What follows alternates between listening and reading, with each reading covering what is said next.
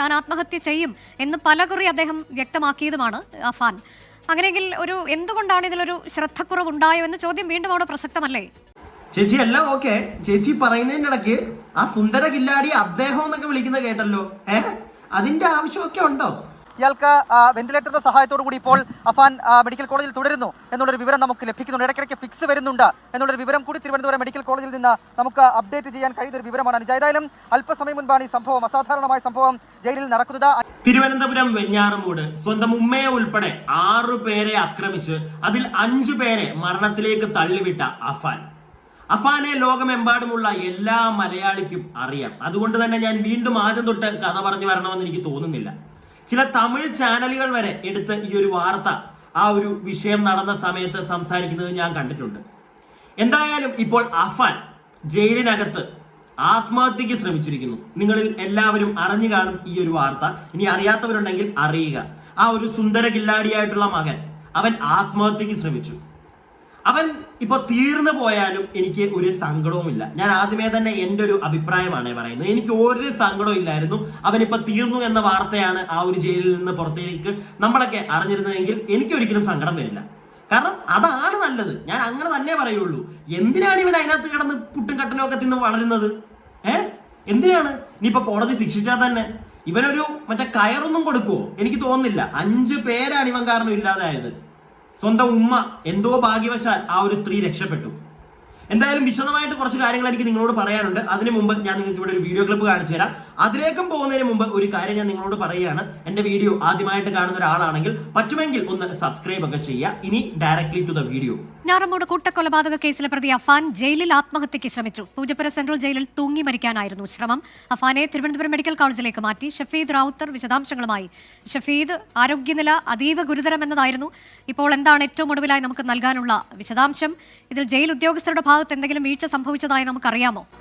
പ്രാഥമികമായ ഏതെങ്കിലും തരത്തിലുള്ള വീഴ്ചയെക്കുറിച്ച് നമുക്കിപ്പോൾ വിവരം ലഭിക്കുന്നില്ല. അതേസമയം പതിവ് രീതിയിൽ തന്നെയാണ് ജയിലിൽ കാര്യങ്ങളൊക്കെ നടന്നത്. നേരത്തെ തന്നെ, അതായത് ഇത് സംസാരിക്കുന്നതിന് മുൻപ് തന്നെ പറയട്ടെ, നേരത്തെ ഈ കുറ്റപത്രം തയ്യാറാക്കുന്നതിന്റെ ഭാഗമായി അവസാന ഘട്ടം അഫാനെ കസ്റ്റഡിയിലെടുത്ത് വെഞ്ഞാറമൂട് പോലീസ് അടക്കം മൊഴിയെടുക്കുമ്പോൾ കൂടുതൽ കാര്യങ്ങൾ ചോദിച്ചറിയുമ്പോൾ തനിക്കിനി ജീവിക്കാൻ താല്പര്യമില്ല, താൻ ജയിലിൽ പോയാലും ആത്മഹത്യ ചെയ്യും, അത് വിചാരണയ്ക്ക് മുൻപ് തന്നെ പറ്റുമെങ്കിൽ അത്രയും വേഗത്തിൽ ആത്മഹത്യക്ക് ചെയ്യുമെന്ന് അഫാൻ ഉദ്യോഗസ്ഥരോട് സംസാരിച്ചു എന്ന് ചില വിവരങ്ങൾ നമുക്ക് മുൻപേ തന്നെ ലഭിച്ചു. ഇതിന് മുമ്പ് ഈ പരിപാടി ഇവൻ ഒരു പ്രാവശ്യം ചെയ്തതാണ്. അത് നമ്മളെല്ലാവരും അറിഞ്ഞതായിരിക്കും. ഇതിനു മുമ്പ് തന്നെ ഇവൻ ചെയ്തിട്ടുണ്ടായിരുന്നു. കാരണം അവന്റെ മനസ്സും കംപ്ലീറ്റ്ലി പോയി. ഇനി എന്തിന് ജീവിക്കണം? ആ ഒരു സാധനം അവന്റെ മനസ്സിൽ കാണും. അതുകൊണ്ട് തന്നെ അവൻ അന്ന് ഈ ക്രൂരകൃത്യങ്ങളെല്ലാം ചെയ്തതിന് ശേഷം അവനും തീരാൻ വേണ്ടി ഒരു പരിപാടി ചെയ്തായിരുന്നല്ലോ. അന്ന് അവൻ തീർന്നില്ല. അതിനുശേഷം പോലീസുകാർ അറസ്റ്റ് ചെയ്തതിന് ശേഷവും ഇവനത് ചെയ്തായിരുന്നു. പോലീസുകാരോട് പറയുകയും ചെയ്തായിരുന്നു ഞാൻ ചെയ്യുമെന്നുള്ള കാര്യം.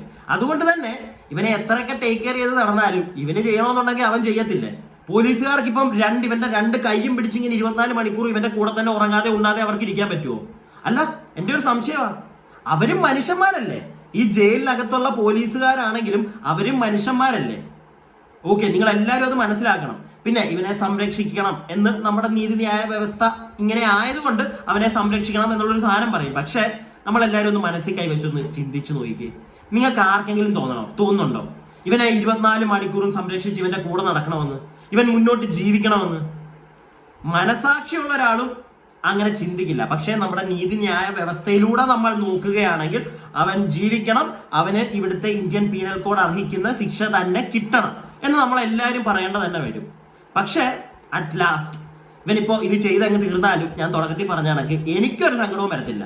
ഒരു തുള്ളി പോലും മനസ്സിലും ഉണ്ടാവത്തില്ല. ഞാൻ ആരെയും കുറ്റം പറയാനും പോവില്ല. നിങ്ങൾ ചിലപ്പോൾ പറയുമോ? എനിക്കറിയില്ല. അങ്ങനെ കുറ്റം പറയുന്നവരൊക്കെ താഴെ ഒന്ന് പറയാം കേട്ടോ. താഴെ കമന്റ് ബോക്സിൽ ഒന്ന് പറ, നിങ്ങൾ കുറ്റം പറയുമോ ഇവിടുത്തെ നീതി വ്യവസ്ഥയോ അല്ലെങ്കിൽ ഇവിടുത്തെ പോലീസുകാരെയോ? ഞാനൊരിക്കലും പറയില്ല ആ പോലീസുകാരെ ഒന്നും, ഇവന്റെ കൂടെ ആ ജയിലിലുള്ള പോലീസുകാരെ. കാരണം അറ്റ്ലാസ്റ്റ് അവർ മനുഷ്യന്മാരാ. അവരുടെ മനസ്സിലും കാണും ഇത്രയും പേരെ തീർത്തൊരുത്തൻ അങ്ങ് പോവുകയാണെങ്കിൽ പോയി തൊലയട്ടെന്നുള്ളൊരു സാധനം കാണും. ഇപ്പൊ ആശുപത്രി കിടക്കുവോ വെന്റിലേറ്ററിൽ? ഒന്ന് ആലോചിച്ചേ നിങ്ങൾ. ഇവിടെ സാധാരണക്കാരനൊരുത്തന് പൈസ ഇല്ലെങ്കിൽ അവന് വെന്റിലേറ്ററിൽ കിടക്കാൻ പറ്റത്തില്ല. ആ ഒരു അവസ്ഥയിലാണ് ഈ 5 പേരെ തീർത്തവനൊക്കെ നമ്മുടെ ചെലവില്, അങ്ങനെ വേണം പറയാൻ, നമ്മുടെ ചെലവില് സുന്ദരമായിട്ട് വെന്റിലേറ്ററിൽ കിടക്കുന്നു. അല്ല, എന്താ പറയേണ്ടത് ഇതിനൊക്കെ? ഇതിനാരെയാ നമ്മൾ കുറ്റം പറയേണ്ടത്? ബാക്കിയും കൂടെ ഒന്ന് കേട്ടോ. അറിയിച്ചിരുന്നു. പക്ഷേ അഫാൻ ഈ രീതിയിൽ പ്രവർത്തിക്കുമെന്നുള്ള കാര്യത്തിൽ നമുക്ക് ഒരു തരത്തിലും നമ്മൾ പ്രതീക്ഷിച്ചിരുന്നില്ല. ഏതായാലും അല്പസമയം മുൻപ് ഏതാണ്ട് 11:45 കൂടിയാണ് തിരുവനന്തപുരം പൂജപ്പുര ജയിലിൽ കഴിഞ്ഞിരുന്ന അഫാൻ തൂങ്ങി മരിക്കാനുള്ള ശ്രമം ജയിലിനുള്ളിൽ നടത്തിയത്. അതായത് ഞായറാഴ്ച പതിവ് രീതിയാണ് ഈ പ്രതികളുടെ മെന്റൽ സ്റ്റെബിലിറ്റി അടക്കമുള്ള കാര്യങ്ങൾ നേരെയാക്കാൻ, വിചാരണ തുടങ്ങുന്നതിന് മുൻപ് പ്രതികളുടെ മെന്റൽ സ്റ്റെബിലിറ്റി അടക്കം നേരെയാക്കാൻ ഞായറാഴ്ച TV കാണിക്കുന്ന പതിവുണ്ട് ജയിലിൽ. അങ്ങനെ അഫാനെ TV കാണിക്കാൻ, അഫാൻ ഒറ്റയ്ക്ക് ഒരു സെല്ലിലായിരുന്നു പാർപ്പിച്ചിരുന്നത്. അയാളെ TV കാണിക്കാൻ വേണ്ടി പുറത്തേക്ക് ഇറക്കി. അങ്ങനെ പുറത്തേക്ക് ഇറക്കിയപ്പോൾ ഒപ്പം ഉണ്ടായിരുന്ന ജയിൽ ഉദ്യോഗസ്ഥൻ മാറിയ സമയത്ത് ശുചിമുറിയിൽ കയറി അഫാൻ ആത്മഹത്യക്ക് ശ്രമിച്ചു എന്നുള്ളതാണ് നിലവിൽ നമുക്ക് ലഭിക്കുന്ന വിവരം. തൂങ്ങി മരിക്കാനുള്ള ശ്രമമായിരുന്നു. ഉടൻ തന്നെ അഫാനെ തിരുവനന്തപുരം മെഡിക്കൽ കോളേജ് ആശുപത്രിയിലെ കാഷ്വാലിറ്റിയിൽ പ്രവേശിപ്പിച്ചു. ആ കാഷ്വാലിറ്റിയിൽ നിന്ന് ഇയാളുടെ ആരോഗ്യനില ഗുരുതരമായ ഒരു സാഹചര്യത്തിലാണ് തിരുവനന്തപുരം മെഡിക്കൽ കോളേജിലെ ICUവിലേക്ക് ഇപ്പോൾ അഫാനെ മാറ്റിയിട്ടുള്ളത്. വിദഗ്ധ ഡോക്ടേഴ്സ് അടക്കം അഫാനെ പരിശോധിച്ച് വരികയാണ്. വിദഗ്ധ ഡോക്ടേഴ്സ് അടക്കം അവനെ പരിശോധിച്ചുകൊണ്ടിരിക്കുകയാണ് അല്ലേ? വിദഗ്ധ ഡോക്ടേഴ്സ് ഒക്കെ വരുമല്ലേ ഇതുപോലുള്ള ഒരു ചെറ്റത്തരം കാണിച്ചവനെ നോക്കാനായിട്ട്? കൊള്ളാം. കൂടെ ഒരു പോലീസുകാരുണ്ടായിരുന്നു. ആ പുള്ളി അങ്ങോട്ടൊന്ന് മാറിയപ്പോഴത്തേക്ക് പുള്ളി ഒന്ന് മുള്ളാൻ വല്ലതും പോയതായിരിക്കൂടെ? പുള്ളിക്ക് എന്താ മൂത്രം ഒഴിക്കണ്ടേ?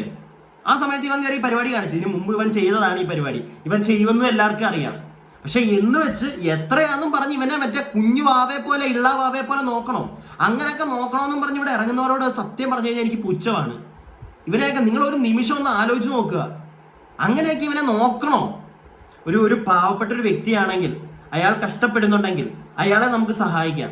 തെറ്റ് ചെയ്യാത്തൊരുത്തൻ ജയിലിലുണ്ട്, അവനെ സംരക്ഷിക്കാം. ചിലപ്പോൾ അവനെ ഉപദ്രവിക്കാനായിട്ട് വേറെ കുറെ ആൾക്കാരുണ്ടെങ്കിൽ അവനെ സംരക്ഷിക്കണം, അവന്റെ കൂടെ നിൽക്കണം പോലീസുകാർ. ഞാൻ പറയുന്നത്. പക്ഷെ ഇവനെ പോലെ ഒരുത്തനെയൊക്കെ ഇള്ള കുഞ്ഞിനെ നോക്കുന്ന പോലെ നോക്കണമെന്നൊന്നും ഞാൻ പറയത്തില്ല കേട്ടോ. ഇച്ചിരി മനസാക്ഷി, ഒരുപാട് വലിയ മനസാക്ഷി സാധനമുള്ള ആളൊന്നും അല്ല ഞാൻ. പക്ഷെ അത്യാവശ്യമൊക്കെ ഉണ്ടടേ, അത്യാവശ്യമൊക്കെ ഉള്ള ഒരുത്തൻ തന്നെ ഞാനും.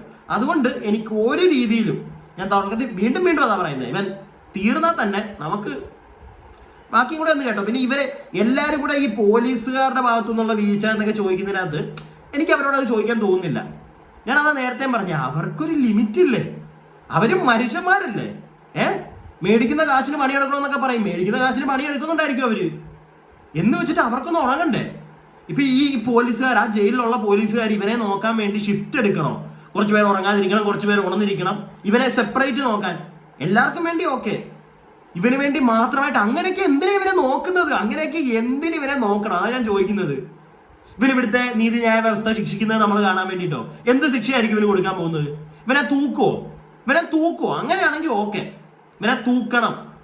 ആ ഒരു അവസ്ഥയിലേക്ക് പോവുകയാണെങ്കിൽ ഇവനെ കറക്റ്റായിട്ട് നോക്കിയും കണ്ടും ഇവൻ അനങ്ങാതെ, ഇവനായിട്ടൊന്നും ചെയ്യാതെ ഇവനെ നോക്കി ഇവനെ തീർക്കണം. മനസ്സിലായില്ലേ? അങ്ങനെ ചെയ്യുമെങ്കിൽ ഓക്കെ. പക്ഷെ അതൊക്കെ ഇവിടെ നടക്കുവോ എനിക്കറിയത്തില്ല. ബാക്കി കൂടെ ഒന്ന് കണ്ടോ നിങ്ങൾ? ഇയാൾക്ക് വെന്റിലേറ്ററിന്റെ സഹായത്തോടു കൂടി ഇപ്പോൾ അഫാൻ മെഡിക്കൽ കോളേജിൽ തുടരുന്നു എന്നുള്ളൊരു വിവരം നമുക്ക് ലഭിക്കുന്നുണ്ട്. ഇടയ്ക്കിടയ്ക്ക് ഫിക്സ് വരുന്നുണ്ട് എന്നുള്ളൊരു വിവരം കൂടി തിരുവനന്തപുരം മെഡിക്കൽ കോളേജിൽ നിന്ന് നമുക്ക് അപ്ഡേറ്റ് ചെയ്യാൻ കഴിയുന്ന ഒരു വിവരമാണ്. ഏതായാലും അല്പസമയം മുൻപാണ് ഈ സംഭവം, അസാധാരണമായ സംഭവം ജയിലിൽ നടക്കുന്നത്. 5 പേരെ, അതായത് പിതൃമാതാവ്, അതേപോലെ തന്നെ പിതൃ സഹോദരൻ, അയാളുടെ ഭാര്യ, സ്വന്തം സഹോദരൻ, സ്വന്തം പെൺസുഹൃത്തടക്കം 5 പേരെ കൊലപ്പെടുത്തുകയും അമ്മ ഷെമിയെ കൊലപ്പെടുത്താൻ ശ്രമിക്കുകയും ചെയ്ത കേസിൽ, വെഞ്ഞാറമൂട് കൂട്ടക്കൊലപാതക കേസിലെ ഏക പ്രതിയാണ് അഫാൻ. സാമ്പത്തിക ബുദ്ധിമുട്ടുകൾ കാരണമാണ്, സാമ്പത്തിക ബുദ്ധിമുട്ടുകൾ അതുമൂലമുണ്ടായ വൈരാഗ്യം അടക്കമുള്ള കാര്യങ്ങളുടെ പശ്ചാത്തലത്തിലാണ് താൻ ഈ കൊലപാതകം നടത്തിയെന്ന് അഫാൻ കുറ്റസമ്മതം നടത്തിയിട്ടുണ്ട്. ഏതായാലും ആ രീതിയിൽ ഈ കേസിന്റെ, ഈ വെഞ്ഞാറമൂട് കൂട്ടക്കൊലപാതക കേസിലെ ആദ്യ കുറ്റപത്രം പോലീസ് കോടതിയിൽ സമർപ്പിച്ചത് ദിവസങ്ങൾക്കുള്ളിലാണ് ഈ പ്രതിയായിട്ടുള്ള അഫാൻ ആത്മഹത്യക്ക് ശ്രമിച്ചത് എന്നുള്ളതാണ് ഏറ്റവും പ്രധാനപ്പെട്ട വിവരം. ഏതായാലും നിർണായക വിവരമാണ്. അഫാന്റെ ആരോഗ്യനില അതീവ ഗുരുതരമായി തുടരുന്നു.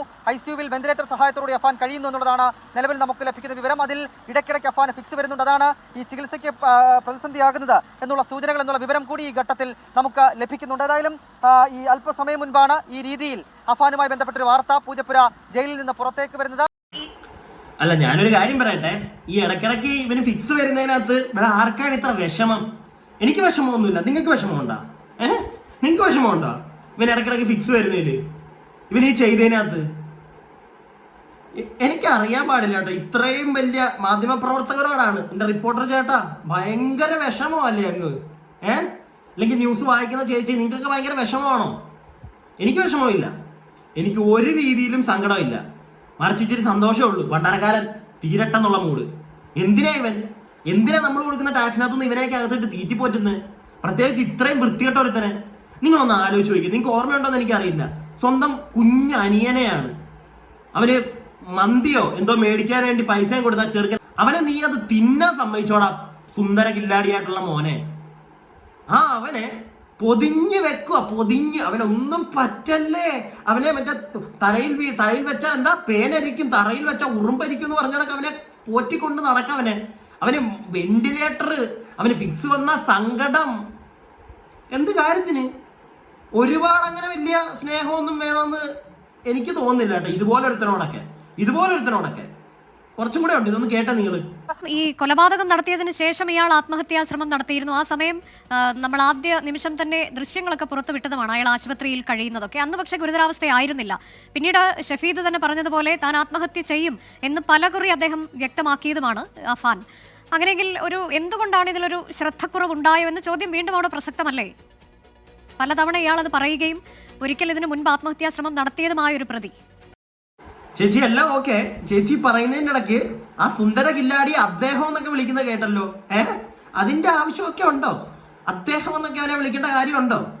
അവനെ അഫാൻ എന്നങ്ങ് പറഞ്ഞാൽ മതി, അല്ലാതെ അദ്ദേഹം എന്നൊന്നും കൊടുക്കേണ്ട, അങ്ങനൊന്നും വിളിക്കേണ്ട യാതൊരു വിധത്തിലുള്ള അത് അർഹിക്കുന്നില്ല അവൻ.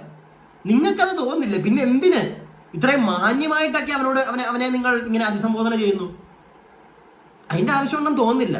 പിന്നെ അവനീ ചെയ്തത് പോലീസുകാരുടെ എന്താണ് അവര് നോക്കാഞ്ഞിട്ടാണെന്നോ ഒക്കെ നിങ്ങൾക്ക് പറയാം. പക്ഷെ ഞാൻ എപ്പോഴും ചിലപ്പോൾ അങ്ങനെ ആയിരിക്കാം, അവരൊരു പരിധിയിൽ കൂടുതൽ മൈൻഡ് ചെയ്ത് കാണത്തില്ല. കാരണം അവിടെ വേറെ ആൾക്കാരുണ്ട്. പിന്നെ ഇവൻ ഇതെല്ലാം പറയുന്നുണ്ട്, ഇവൻ ഇത് ചെയ്യുമെന്ന് പറഞ്ഞിട്ട് അവർ മാക്സിമം ഇവനെ കെയർ ചെയ്യുന്നുണ്ട്. ഇവനെ ഒറ്റയ്ക്കൊരു സെല്ലിലാണ് ഇട്ടേക്കുന്നത്. അതുകൂടാതെ അവനെ ഇറക്കുമ്പോഴൊക്കെ പോലീസുകാർ കൂടെ ഉണ്ട് എന്ന് വെച്ചിട്ട് ഇവൻ ഈ സാധനം തന്നെ ഇവന്റെ തലയിൽ കിടക്കുന്നത്. ഇവൻ എങ്ങനെയെങ്കിലും പോകണം, കാരണം അത്രയ്ക്ക് വലിയ പരിപാടിയാണല്ലോ ചെയ്തു വെച്ചേക്കുന്നത്. ഇനി പ്രത്യേകിച്ച് ജീവിച്ചിട്ടുണ്ടൊന്നും കാര്യമില്ല. അപ്പൊ പിന്നെ അവനത് ചെയ്യണമെന്ന് പറഞ്ഞ് ഇങ്ങനെ നടക്കുമ്പോ എത്രയാന്നും പറഞ്ഞ് ഇവന് പൊതിഞ്ഞു വെച്ച് നടക്കും ഇവന്. അവർക്കൊന്ന് മൂത്രം ഒഴിക്കണ്ടേ, അവർക്കൊന്ന് അപ്പിയിടണ്ടേ, അവർക്കൊന്നും തിന്നണ്ടേ? അവര് മനുഷ്യന്മാരല്ലേ? അങ്ങനെയും കൂടെ അവരെ ഒന്ന് അങ്ങനെയും കൂടെ ഇടയ്ക്കൊന്ന് അവരെ കാണണം, അത്രേ ഞാൻ പറയുന്നുള്ളൂ. പ്രത്യേകിച്ച് ഈ കേസിലൊക്കെ അവരുടെ മനസ്സിൽ, ഞാൻ തുടക്കത്തിൽ പറഞ്ഞില്ലേ, അവർക്കും ഒരു വെറുപ്പ് കാണും ഇവനോട്. എന്തിന് ഇവരെ ഇത്രയും അങ്ങോട്ട് പ്രൊട്ടക്ട് ചെയ്യുന്നു എന്നുള്ളൊരു സാധനം അങ്ങനെ അവർക്ക് തോന്നിയിട്ടുണ്ടെങ്കിൽ തന്നെ ഞാൻ അതിനകത്ത് തെറ്റൊന്നും പറയത്തില്ല കേട്ടോ. ഞാൻ എൻ്റെ അഭിപ്രായമാണ് പറയുന്നത്.